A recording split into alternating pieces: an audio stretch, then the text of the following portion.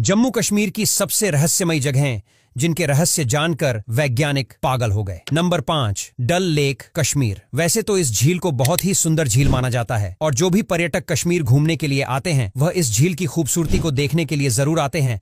लेकिन इस झील के बारे में कहा जाता है कि अगर कोई व्यक्ति अकेला ही झील के पास जाता है तो उस व्यक्ति को एक महिला अलग अलग रूप में दिखाई देती है, और अगर कोई भी व्यक्ति उस महिला के पास चला जाता है तो वह महिला उस व्यक्ति को पानी में डूबाकर अपने साथ ले जाती है, जिस वजह से इस झील के पास कोई भी अकेले जाना नहीं चाहता है। नंबर 4, परमांड्यूल। परमंडल को छोटा काशी भी कहा जाता है और इस जगह के बारे में कहा जाता है कि यहां पर जमीन के अंदर से गुप्त गंगा होकर गुजरती है, जिस वजह से इस जगह पर काफी ज्यादा पर्यटक आते हैं। और आपको बता दें, यहां पर छोटा सा गड्ढा खोदने पर आपको पानी दिखाई देने लगेगा और यहां के लोगों का यह कहना है कि रात के वक्त से यहां पर गुप्त गंगा तेजी से बहती है और जिन लोगों का यहां पर अंतिम संस्कार किया जाता है उन लोगों की हस्तियां इस जगह पर गड्ढा खोदकर डाल दी जाती हैं, जिससे वह हस्तियां अंदर ही अंदर गंगा में भाकर हरिद्वार पहुंच जाती हैं। नंबर 3, काला रूस सीक्रेट टनल। कश्मीर के गुफ्फरा जिले में नाम काला रूस नाम का एक गांव है जो हमारे भारत में ही नहीं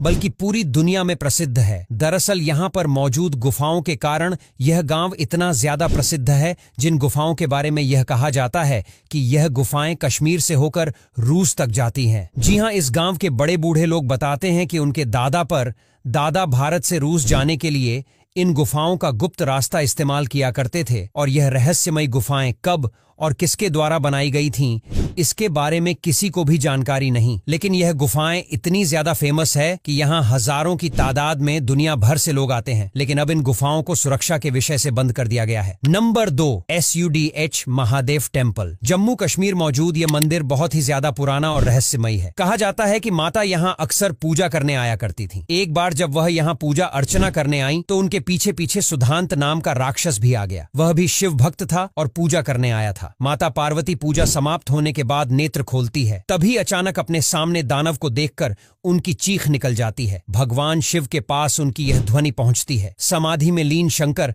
भगवान को लगता है कि माता पार्वती निश्चय ही किसी मुसीबत में हैं और वह उनकी रक्षा के लिए अपना त्रिशूल फेंकते हैं। त्रिशूल आकर दानव सुधांत के हृदय में लगता है। जब शिवजी को पता चलता है कि उनसे अनजाने में बड़ी भूल हो गई है, इसके बाद शिव वहां प्रकट हुए और वह सुधांत को पुनः जीवन दान देना चाहते थे, लेकिन अपने इष्ट देव के हाथों प्राण त्याग कर सुधांत मोक्ष प्राप्त करना चाहता था। तब शंकर भगवान ने उस त्रिशूल के 3 टुकड़े करके वहीं गाड़ दिए, जो आज भी देखे जा सकते हैं। नंबर 1, मानसर।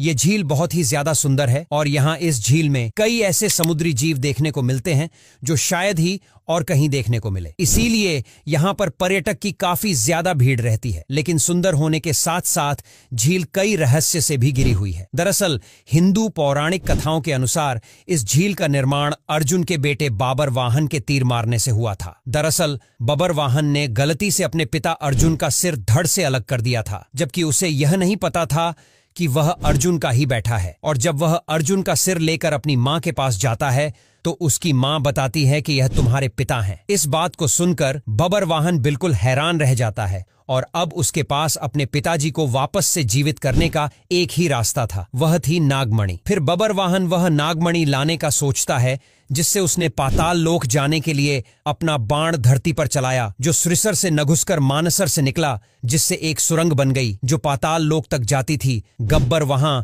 उस सुरंग में घुसकर पाताल लोक जाकर शेषनाग से वह मणि ले आता है और अपने पिताजी को जीवित कर देता। और जब वाहन उस झील से बाहर आया तो धीरे धीरे पाताल का पानी उस सुरंग से बाहर निकलने लगा और फिर इस झील का निर्माण हुआ, जिसे देखने के लिए अब हजारों पर्यटक यहाँ आते हैं, क्योंकि इस झील के अलावा यहाँ पर कई पवित्र मंदिर भी हैं। अब यहाँ तक वीडियो देख ली है तो फिर वीडियो को लाइक और शेयर करना बिल्कुल भी मत भूलना। धन्यवाद।